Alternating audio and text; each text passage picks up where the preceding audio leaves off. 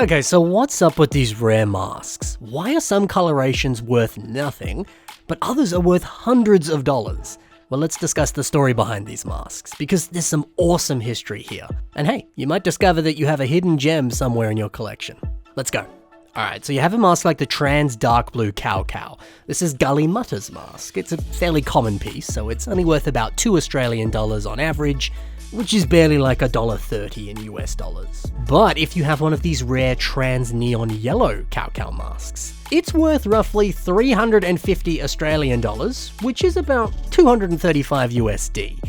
That's a lot of money, and that's quite a big jump, and just because it's a different color. And also, while we're thinking about it, why is there a Trans Yellow Cow Cow? Because, back in 2001 when the original mask pack sets came out, we received the original Toa Mata masks and the original Turaga masks. Each mask came with 6 different colors, 5 of them were brand new colors that were exclusive to these packs. The colors that each mask came in, they match the colors of the other Turaga characters or the other Toa characters. The colors never bled over either. For example, you got Liwa's mask in the colors of Tahu, Pahatu, Kopaka, Gully, Onawa, and of course the original mask too. So of the 72 possible masks that you could obtain in these blind packs, none of these show a Trans Yellow Cow Cow. So what's up with that? Well, this mask is known as a European misprint. Back in the day when these were being produced, the European factories, they messed up during the production. They accidentally sent the wrong color codes for the following masks: the Matatu, the Ruru, and the Cow Cow mask. As a result, 14 European misprint masks were packaged into European foil bags and then sent to retail. Now, these misprint masks were only seen in European sets. None of these ever made their way to the US or other parts of the world, at least that we're aware of. So, of course, that's why these are called the European misprints. So that's more or less how these 14 masks popped up. But there is also some talk about these mask mix-ups being the result of production changes, and it was focused more around who wears what mask. Potentially the Matatu mask was originally planned to be one of the 6 Toa masks, and it was later swapped out for one of the other masks in later stages of planning.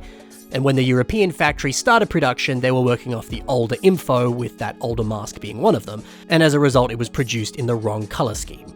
It's crazy stuff, right? You just don't see these kind of errors today with LEGO. Although, could you imagine the fan reaction if something like this happened today? An insane, wild, crazy treasure hunt would begin as everyone tries to track these things down. So yeah, to recap, the Ruru, the Matatu masks, well, they were normally produced in the colors of each of the Turaga, but instead, they were accidentally produced in the colors of the Toa. But then for whatever reason, the Cow Cow only came in 2 other colors, a slightly lighter Trans Medium Blue instead of the Trans Dark Blue, and then the Trans Yellow mask that you're seeing here. They're really cool. Now, something that's important, these aren't known misprints that did appear in sets. There are plenty of other misprinted masks in many other unique colorations, but these were never officially released in actual sets. They're either factory errors or test prints. There's all sorts of other reasons that masks like this can pop up, but the European misprints are known misprints that are still pretty rare and pretty desirable if you're a Bionicle fan or a mask collector.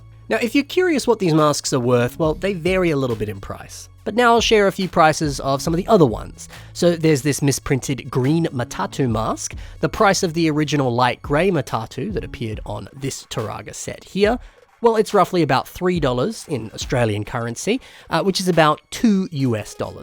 But the green misprinted version, well, this goes for roughly 200 Australian dollars or 130 USD. Another example now, the black Ruru here is worth about $5 Australian dollars, which is roughly 3 USD. But if you want a Mata Blue misprinted version, that's going to cost you about 60 Australian dollars or 40 US dollars.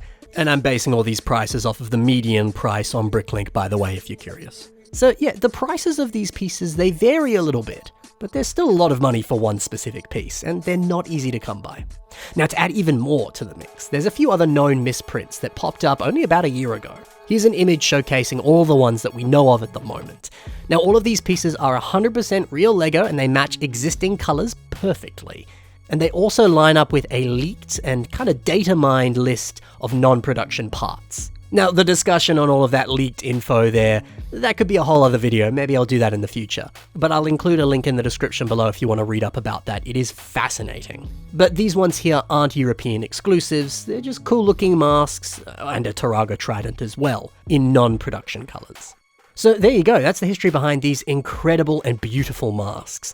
I always love hearing the interesting production changes and quirky facts about weird and wonderful LEGO pieces like this, and hopefully you enjoyed hearing all about it as well. And hey, if there's any other Barnacle masks or other rare LEGO items that you want to see a video discussion about, let me know and I'll do my best to make that a video. Happy collecting, guys. Bye for now.